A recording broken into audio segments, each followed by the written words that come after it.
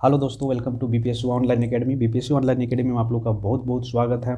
आज का जो टॉपिक लेके आए हैं वो है राष्ट्रीय स्वतंत्रता आंदोलन से संबंधित जो उस टाइम में प्रमुख नारे वचन या स्लोगन दिए थे कुछ प्रमुख व्यक्तियों द्वारा, उसी को हम रिमाइंड करवाने के लिए ये वीडियो लाए हैं।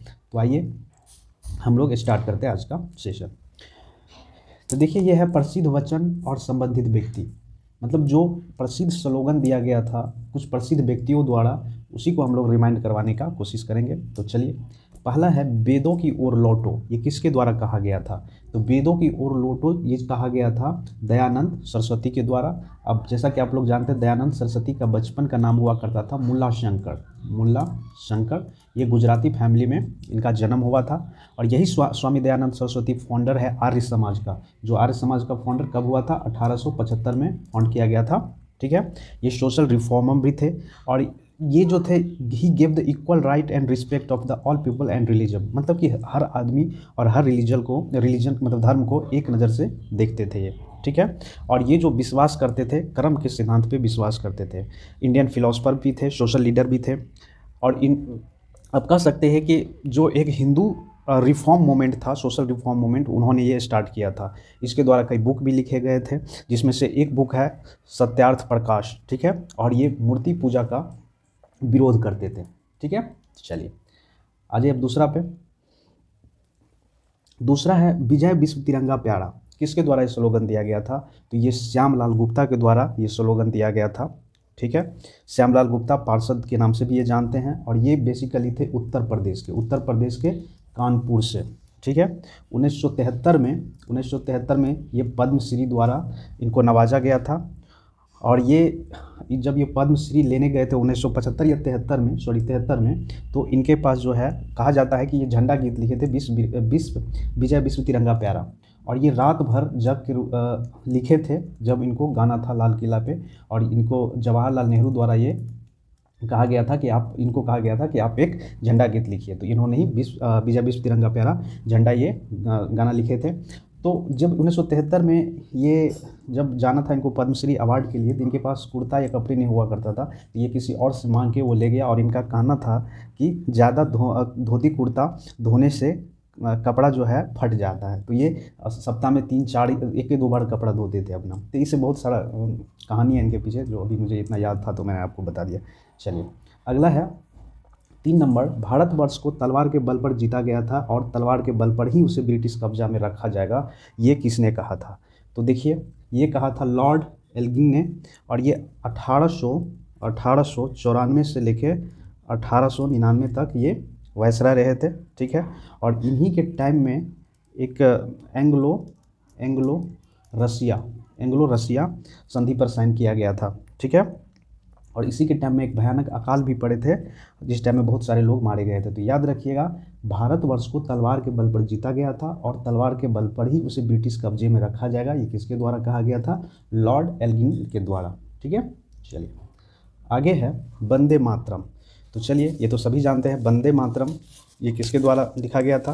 तो ये लिखा था बंकिम चंद्र चटर्जी के द्वारा। ठीक है, और ये लिखा गया था 1870 के टाइम में। ठीक है, और 1870 टाइम में लिखा गया था। और 1882 में ये पहली बार प्रकाशित किया गया था। और नेशनल सॉन्ग ऑफ इंडिया इसको घोषित कर दिया गया था 1937 में। किसके द्वारा? कांग्रेस के द्वारा। ठीक है, चलिए अगला है आपका पूर्ण स्वराज, जो कौन कहा था? जवाहरलाल नेहरू के द्वारा ये नारा दिया गया था। ये बेसिकली दिया गया था 19 दिसंबर 1929 को। ये कब? एक लाहौर में कांग्रेस का सेशन हो रहा था। और उनके जो प्रेसिडेंटशिप थे जो जवाहरलाल नेहरू के हाथों में थे। और वहीं पे झंडा फहराए थे रावी नदी के किनारे। और वहीं पे इन्होंने नारा दिया था पूर्ण स्वराज, मतलब हम लोग को अब क्या चाहिए? पूर्ण स्वराज चाहिए। तो ठीक है, ये कहा गया था जवाहरलाल नेहरू के द्वारा। अगला है भारत छोड़ो। ये भारत छोड़ो किसके द्वारा कहा गया था? महात्मा गांधी के द्वारा कहा गया था। ये कब कहा गया था? ड्यूरिंग क्वाइट इंडिया मूवमेंट के दरमियान कहा गया था। और क्वाइट इंडिया कब स्टार्ट हुआ था? 8 अगस्त 1942 को स्टार्ट हुआ था।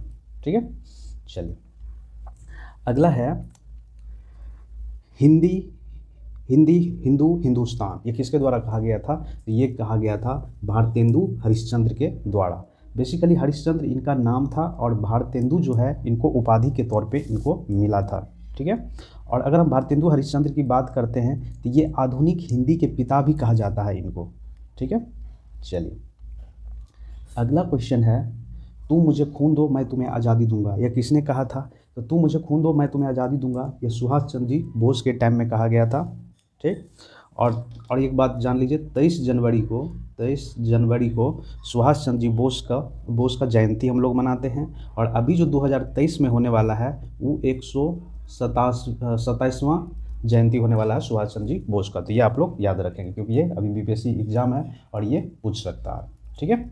चलिए आगे देखते हैं। समूचा भारत एक विशाल बंदी गृह है, यह किसने कहा था? तो समूचा भारत एक विशाल बंदी गृह है, ये कहा गया था CR दास के द्वारा कहा गया था। CR दास को हम लोग क्या कहते हैं? देश बंधु भी कहते हैं। ये बात आप लोग याद रखेंगे। ठीक है। ये पेशे से एक वकील थे, कवि भी थे, पत्रकार भी थे और स्वतंत्रता आंदोलन में ये बहुत ही महत्वपूर्ण भूमिका निभाए थे। ठीक है। इनका बर्थ जो हुआ था, इनका जन्म हुआ था 1870 के टाइम में हुआ था कलकत्ता में। ठीक है। और इनका जो देहांत हुआ था दार्जिलिंग में हुआ था CR दास का। CR दास और मोतीलाल नेहरू दोनों मिलकर स्वराज पार्टी का गठन किया था। ये आप याद रखेंगे। फिलहाल समूचा भारत एक विशाल बंदी गृह है, ये किसने कहा था? ये CR दास के द्वारा कहा गया था। ठीक है। चलिए आगे हम लोग बढ़ते हैं। आगे है 10 नंबर। यह एक ऐसा चेक था जिनका बैंक पहले ही नष्ट हो जाने वाला था या नष्ट हो गया था। ये कहा गया था महात्मा गांधी के द्वारा किस टाइम में? क्रिप्स प्रस्ताव के संदर्भ में। ठीक है। और क्रिप्स प्रस्ताव आया कब था? तो ये मार्च 1942 में आया था। ठीक है।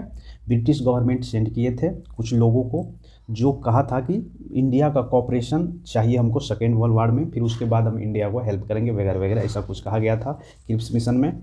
तो क्रिप्स मिशन जनरली पूछा जाता है कि कब भारत आया था, और इसके बारे में यह एक ऐसा चेक था जिनका बैंक पहले ही नष्ट हो गया था। ये किसने कहा था? तो ये महात्मा गांधी कहा था। किसके संदर्भ में? तो क्रिप्स मिशन के संदर्भ में।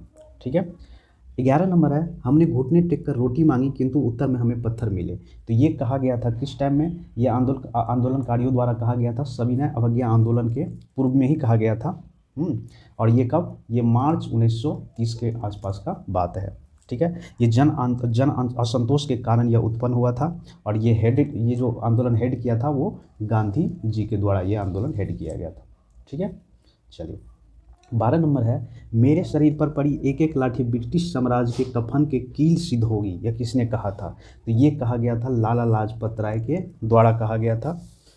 लाला लाजपत राय के द्वारा कहा गया था। कब? साइमन कमीशन का जब विरोध किया जा रहा था लाहौर में लाला लाजपत राय द्वारा, तो अंग्रेज़ों ने इसको लाठी मार के मार दिया गया था इनको। तब ये उसी टाइम में ये कहे थे, मेरे शरीर पर पड़ी एक एक लाठी ब्रिटिश साम्राज्य के कफन के कील सिद्ध होगी।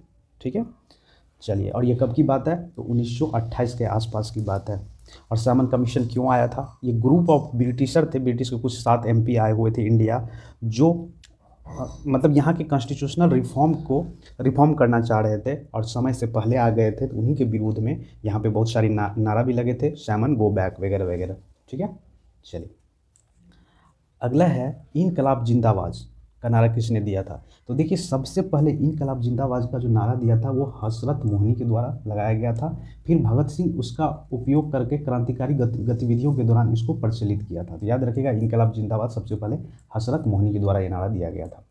फिर आ जाइए, सारे जहाँ से अच्छा हिंदुस्तान हमारा, ये किसके द्वारा? इकबाल के द्वारा कहा गया था, सारे जहाँ से अच्छा हिंदुस्तान हमारा। फिर आ जाइए 15 नंबर में, सरफरोश की तमन्ना अब हमारे दिल में है, तो ये कहा गया था राम प्रसाद बिस्मिल के द्वारा कहा गया था।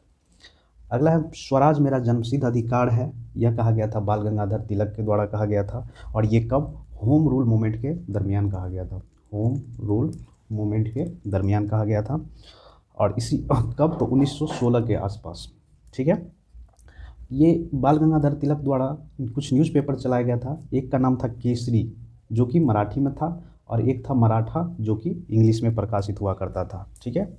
और अगर हम लोग बात करें इनके बारे में, तो ये 1893 में गणपति फेस्टिवल चलाए थे मुंबई में। फिर शिवाजी फेस्टिवल 1895 में शिवाजी फेस्टिवल स्टार्ट किए थे।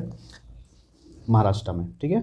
और ये इसका जो लोकमान्य के नाम से भी जानते हैं, लोकमान्य तिलक या लोकमान्य बाल गंगाधर तिलक के नाम से भी इनको जानते हैं। इनकी 2 बुक बहुत फेमस है, जिसमें से एक बुक है the Arctic home of the Vedas, ठीक है, और दूसरा है गीता रहस्य, जो कि मांडल्या जेल में 1906 या 5 के आसपास ये बुक लिखे थे मांडल्या जेल में, जिसको अभी बर्मा के नाम से जानते हैं, ठीक है।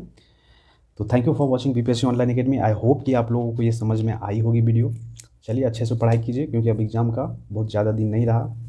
चलिए, थैंक यू।